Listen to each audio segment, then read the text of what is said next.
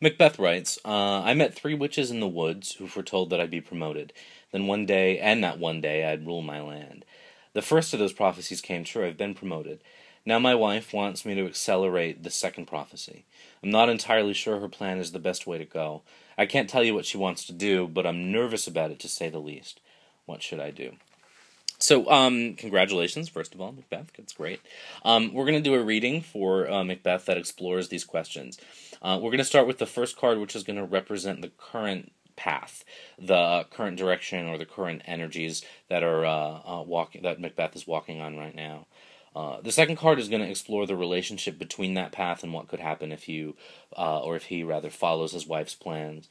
The third card is going to explore the relationship between that path and what happens if he doesn't follow his wife's plan. And then the fourth card is going to be just a little advice, a word of wisdom. So let's go ahead and dive right in. So the first card here, we've got the Fool.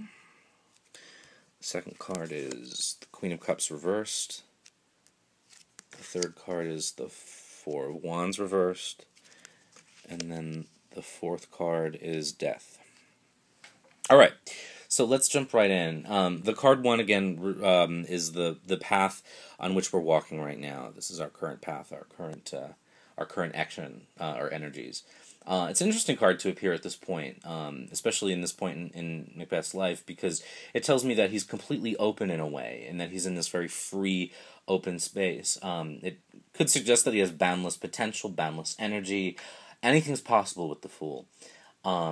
It may suggest, too, that he doesn't have any particular idea of where his life is headed right now, which is pretty interesting given that he just received some prophecies.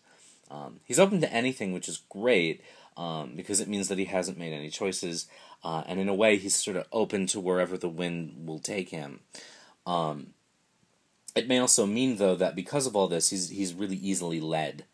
And I think it's interesting to note, too, that even though the Fool is sort of all open and open energy, he's walking toward the card that represents his wife's path, which makes me suggest that even though he's sort of open to a lot, he's leaning in that direction. So that's an interesting thing. It'd probably mean that he either wants to follow his wife's plan, or he probably will because he doesn't have one of his own. When the Fool is being led, the Fool can follow because he doesn't have any reason to not follow. So it may suggest that he's moving in that direction.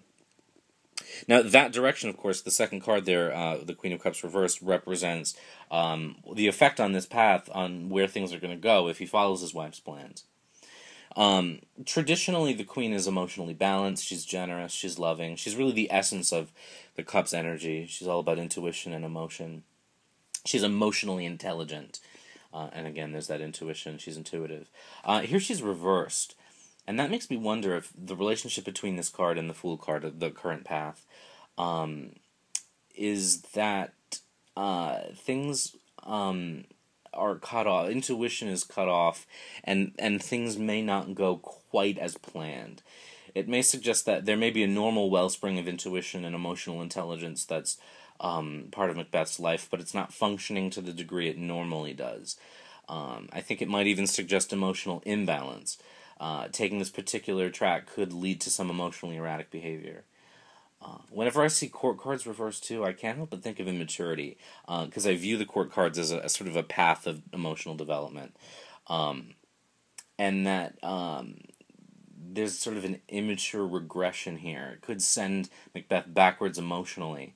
Finally, there's a tradition in tarot where the court cards don't represent us but other people, and because his wife is a big part of this reading and instigating this plan, I wonder if it suggests that she may not be acting from the most emotionally balanced place right now, that her suggestion could be clouded by somewhat unbalanced emotions. Maybe she's not the Sybil she normally is.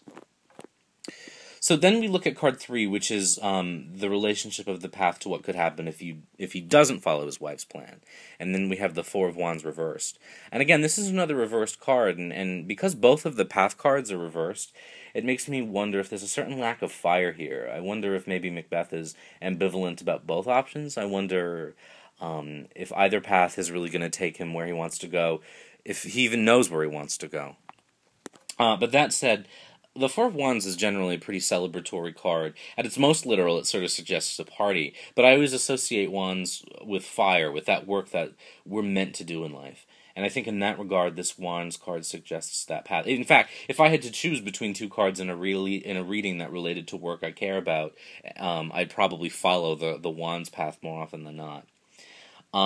This reverse card seems to lessen the joy, and I think this means maybe that you won't even be king, at least not right away, or that Macbeth won't be. Not that there's anything sad about this card. I think the Four reverse suggests good things. I think it just suggests more temperate good things, or maybe more slow things. Because it's a 4, I think it suggests, it's early in the game. There's more to come, and that perhaps it's important to consider that when choosing.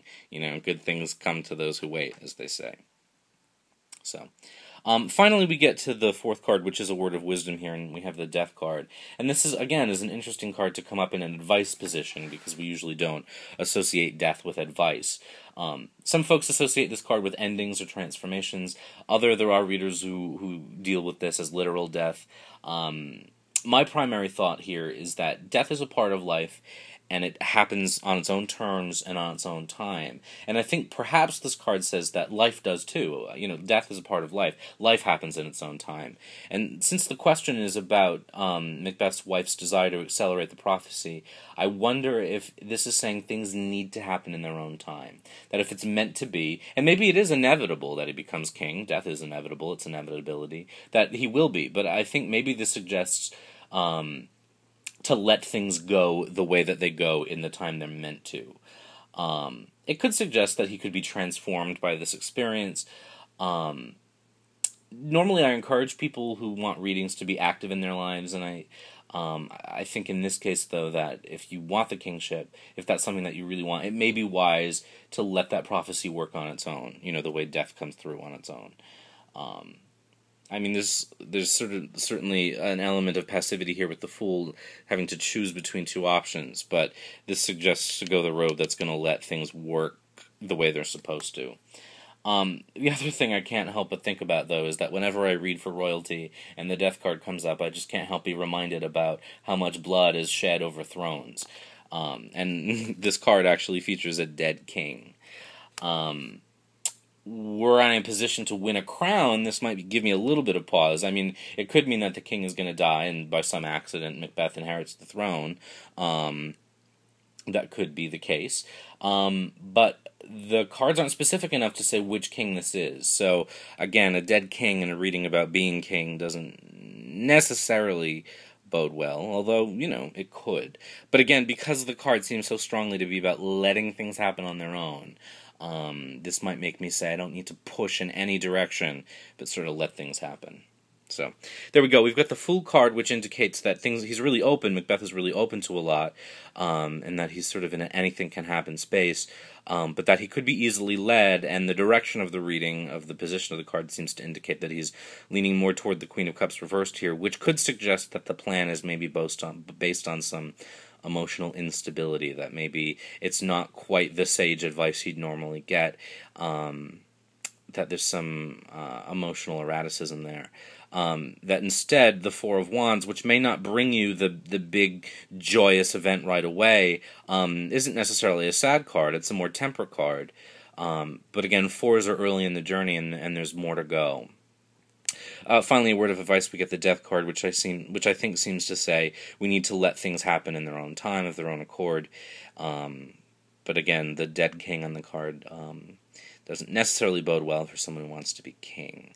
So think about that, and maybe that's a sign that we do need to let things go the way they do. So there we have our reading for Macbeth.